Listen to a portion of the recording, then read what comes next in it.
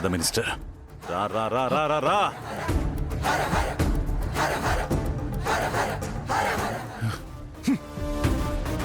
మీనన్, చెడి లోపలికి వచ్చేస్తుంది. ఇప్పుడు ఏం చేద్దాం మీనన్? చీటింగ్, ఇది పక్కా చీటింగే. లేకపోతే మనం ఇంత కష్టపడి ప్లాన్లు వేస్తే చెడి ఇలా వచ్చి అలా మొత్తం ప్లాన్లు నాశనం చేస్తే నేనైనా ఎన్నని ప్లాన్స్ వేస్తాను? నా వల్ల అవడం లేదురా. చెడి అనే టార్చర్ నుంచి నాకు కొన్ని రోజులు బ్రేక్ కావాలి. కావాలంటే నేను ఈ జేడీని చంపడం తప్ప నాకు వేరే ఆప్షన్ లేదు. మీనన్, ఏం చేస్తున్నావు? మినిస్టర్ ఇంట్లో పోలీసుల్ని షూట్ చేసి చంపారని మీడియాకి తెలిస్తే నన్ను బ్రతకనివ్వరు. డాడ్, నాకు భయంగా ఉంది. నేను జైల్లో ఉండలేను. నేను వెళ్ళిపోతా డాడ్. అదే, ప్రాణాలతో ఉండాలనుకుంటే పారిపోకు. మినిస్టర్ గారు, మర్యాదగా డోర్ తీయండి. నేను ఇక్కడే ఉంటే జైలుకి వెళ్తా. అప్పుడు బ్రతికొండి కూడా ఏం ఉపయోగం? నన్ను నమ్ము, నీకేం కాదు. జేడీకి నేను బ్రతికే ఉన్నానని తెలియకూడదు, అందుకే వెళ్తున్నాను. అదే, నీకేం కాదు. నన్ను నమ్ము. మినిస్టర్ గారు, మీనన్, మమ్మల్ని వదిలేసి నువ్వెక్కడికి వెళ్తున్నావు? నన్ను జేడీ ఇక్కడ చూస్తే నీకు కూడా మంచిది కాదు మినిస్టర్. అందుకే వెళ్తున్నా. మీరేం భయపడకండి.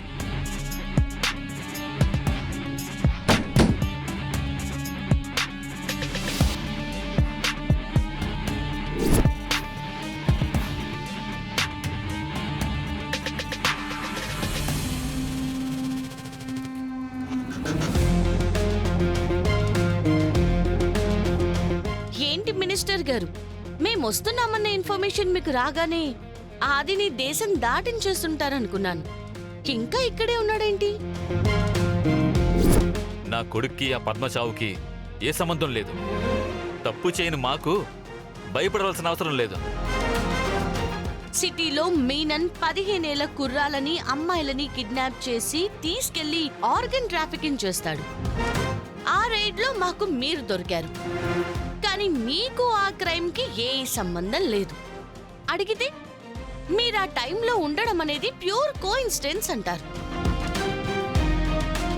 15 ఏళ్లు కూడా నిండని ఒక అమ్మాయి 3 నెలలు ప్రెగ్నెంట్ గా ఉన్న మీ ఇంట్లో పనిచేసే అమ్మాయి చనిపోయింది. ఆ అమ్మాయి తండ్రిని నడి రోడ్డు మీద కిరాతకంగా కాల్చి చంపేశారు. మీ అబ్బాయి ఆ అమ్మాయితో తప్పుగా ప్రవర్తించడం పద్మ పేరెంట్స్ కూడా చూశారు. అయినా కూడా ఈ కేసుకి మీకు ఏ సంబంధం లేదు. ఇది కూడా కోఇన్సిడెన్స్. అంతే కదా మిస్టర్ మధుసూదన్ రావు? కాదు జడి, ఇది మిస్అండర్స్టాండింగ్ అంతే. నా కొడుక్కి నేను చేసే పనులకి ఏ సంబంధం లేదు. నీ గొడవ నాతో కదా. నా కొడుకును వదిలే. తప్పు మినిస్టర్ గారు. మా గొడవ మీతోనో మీ కొడుకుతోనో కాదు, క్రిమినల్స్తో, తప్పు చేసే ప్రతి ఒక్కడితో.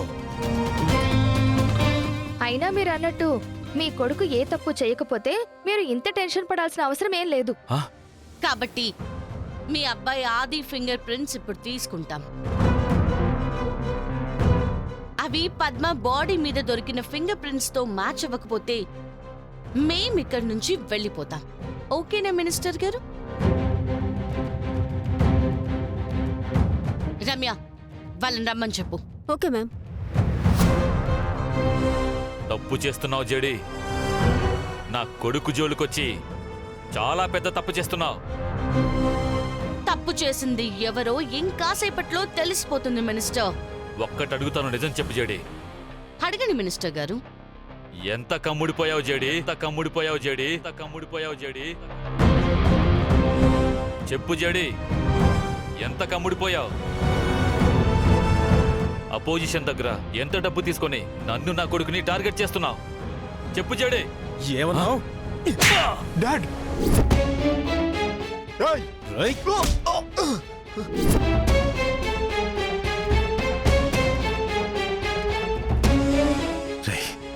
ఎందుకురా ఊరికి వాళ్ళని రెచ్చగొడుతున్నారు? నేను చూసుకుంటానని చెప్పాను కదా. ఆ చెడి కానీ పిచ్చిలేస్తే నీ కొడుకుని చంపి ఇక్కడి నుంచి వెళ్ళిపోతుంది. పిచ్చనాయాలా? మినిస్టర్, జేడి న్యాయం ధర్మం ముందు కాకుండా ఇంకా ఎక్కడా తల వంచదు. ఇంకొకసారి నువ్వు అన్నమాట మళ్ళీ అన్నా చూస్తూ ఊరుకోను. వదిలేకేడి. నీతి లేని మనిషికి నిజాయితీ గురించి చెప్పినా అర్థం కాదు.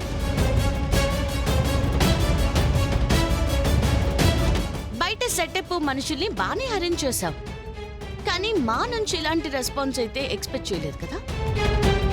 మీరు పెట్టిన మనుషుల్ని చూసి మేం వెనక్కి తిరిగి వెళ్ళిపోతాం అనుకున్నారు.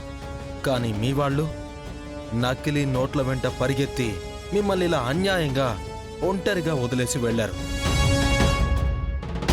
మీకు తెలుసా, ఆ నోట్ల ఐడియా ఇచ్చింది నేనే. నా ఈ తెలివైన బుర్రతో ఆలోచించి ఈ ఐడియా ఇచ్చాను. నిన్నిప్పుడు వాళ్ళ విషయం అడిగారా? అంటే మినిస్టర్ గారు కదా అక్క మేడం, రేపు నా ప్రమోషన్ విషయంలో ఏదైనా మాట సాయం చేస్తారని నా తెలివితేటల గురించి చెప్తున్నాను. నువ్వు నీ తెలివితేటలు వాడి ఆయనకి హెల్ప్ చేయలేదు, ఆయన కొడుకుని అరెస్ట్ చేయడానికి హెల్ప్ చేశావు. ఇప్పుడు ఆయన నీ ప్రమోషన్కి హెల్ప్ చేయడం పక్కన పెట్టు, నీకు జాబే లేకుండా చేస్తాడు. అమ్మో, రాంగ్ ప్లేస్ లో క్రెడిట్ కోసం పాకులు అన్నట్టున్నాను కదా. అవునా? సార్, మీరు ఆది ఫింగర్ ప్రింట్స్ తీసుకుని పద్మ బాడీ మీద దొరికిన ఫింగర్ ప్రింట్స్ తో మ్యాచ్ చేసి చూడండి. Okay madam.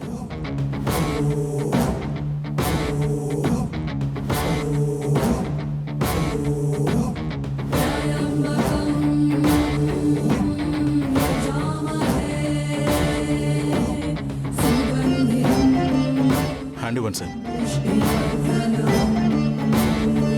హ్యాండ్ ఇవ్వండి సార్. చూడాది, నువ్వే గొడవ చేయకుండా ఉంటే మేం కూడా ఏ ప్రాబ్లం చేయము. కాదు కూడదు అంటే మాత్రం ఫస్ట్ ఇక్కడి నుంచి డైరెక్ట్ గా స్టేషన్ కి తీసుకుని వెళ్తాం. ఆ తర్వాత స్టేషన్ లో నిన్ను మా స్టైల్లో క్వశ్చన్ చేసి అప్పుడు నీ ఫింగర్ ప్రింట్స్ తీసుకుంటాం. నాకైతే మరి ఆ రెండో ఆప్షనే బెటర్ అనిపిస్తుంది. కానీ నీకు బెటరో కాదో కాస్త నువ్వే ఆలోచించు.